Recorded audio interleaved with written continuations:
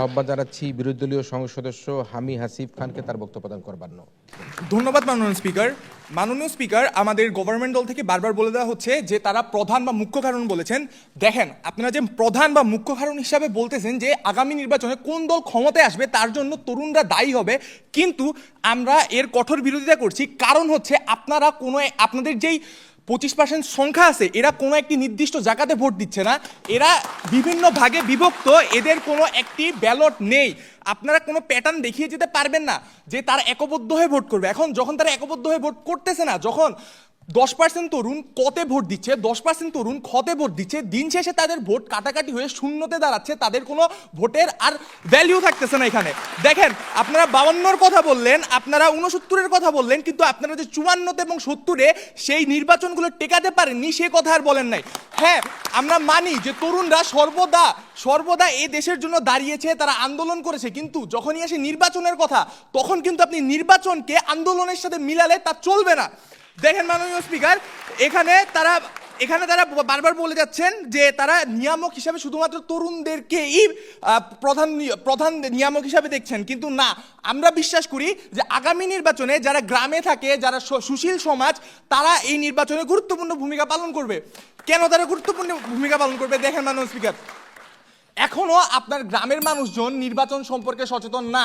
আপনার গ্রামের মানুষজন এখনো তারা পারিবারিক রাজনীতির সাথে খুব বেশি প্র্যাকটিস করতেছে। তারা পারিবারিকভাবে তাদের দল যেগুলো সাপোর্ট করে আসতেছে সেগুলোকে সাপোর্ট করে আসতেছে, যার ফলে আপনি আগামী নির্বাচনের প্রধান নিয়ামক হিসাবে কারা ক্ষমতায় আসবে, ক্ষমতার দ্বার বদলে কারা আসবে, সেটিতে গ্রামের মানুষজনকে সব থেকে বড় নিয়ামক হিসাবে ধরতে পারেন।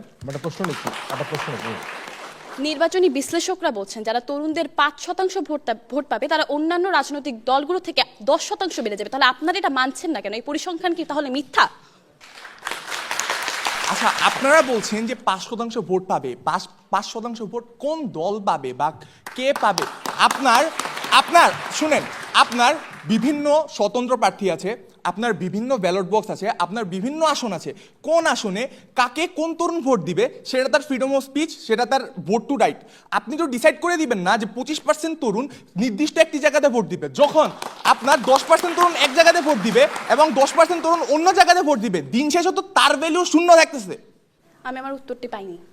আমি বলেছিলাম যে 5% রাজনৈতিক গবেষকরা বলছেন। আমি আপনাকে উত্তর দিচ্ছি। দেখেন, আপনি 5%-এর কথা বলতেছেন, আমি ধরে নিলাম যে 100 জন তরুণ কতে ভোট দিছে এবং 100 জন তরুণ খতে ভোট দিছে, আপনার ভোটের ভ্যালু কতটুকু থাকতেছে? আপনি আমাকে বলুন যে আপনি এটা মানছেন কিনা যে রাজনৈতিক জি না, মানতেছে না। রাজনৈতিক বিশেষ দেখেন মাননীয় স্পিকার, এখানে তারা দিন শেষে কি করবে? দিন শেষে তারা ব্লেম গেম খেলবে। যখন আগামীতে যে দল ক্ষমতায় আসবে, সে দল যদি কোনোভাবে অ্যাজ আ ফ্যাসিস্ট নিজেদেরকে আবারও প্রতিষ্ঠিত করে, তখন তারা বলবে যে তরুণরা এক ফ্যাসিস্টকে সরিয়ে আবারও অন্য ফ্যাসিস্টকে নিয়ে আসে। তারা দিন শেষে তরুণদের ওপরেই সব দায় ঢেলে দিবে, কিন্তু সত্যি এটা না। দেখেন, আমাদের দেশের মধ্যে বিভিন্ন এমন বড় বড় প্রতিষ্ঠান আছে যারা বিভিন্ন রাজনৈতিক দলকে অস্বাভাবিকভাবে ফান্ডিং দিচ্ছে। এই যে ফান্ডিংগুলো যে দল পায় তাদের প্রচারণা বেশি হয় নির্বাচনে, তারা এই প্রচারণার মাধ্যমে তাদের ভোট ব্যাংক বৃদ্ধি করে, যার ফলে এটিও একটি বড় নিয়ামক। আমাদের আজকে দল দেখিয়ে যেতে পারে নাই যে তারা কিভাবে এই সকল তরুণদেরকে একবদ্ধ করবে, তারা কিভাবে এই ভোট ব্যাংককে কাজে লাগাবে, তাদের কাছে এমন কোনো মেকানিজম ছিল না। আমরা আজকে দেখিয়ে দিয়েছি যে তরুণরা কেন মূল নিয়ামক হিসাবে কাজ করবে না। তরুণরা মূল নিয়ামক হিসাবে কাজ না করলে কি কি বিষয়গুলো মূল নিয়ামক হিসাবে এবারের নির্বাচনে কাজ করতে পারে। মাননীয় স্পিকার, দেখেন, আমাদের যে গ্রামের ভোটারগুলো আছে তাদের পালস খুব সিম্পল, তারা পারিবারিকভাবে ভোট দেয়। এখানে ওনারা বলেছেন যে তরুণদের মধ্যেও গ্রামে থাকে। এখন এই গ্রামে যারা থাকে তারা কিন্তু আমাদের রাজনৈতিক বিষয়গুলো নিয়ে খুব বেশি সচেতন না। তারা জানে না যে আসলে কিভাবে তাদের ম্যানিফেস্টো কি, তারা এগুলো পড়ে না যে কোন রাজনৈতিক দল তাদের জন্য ভালো করবে, কোন রাজনৈতিক দল তাদের জন্য খারাপ করবে।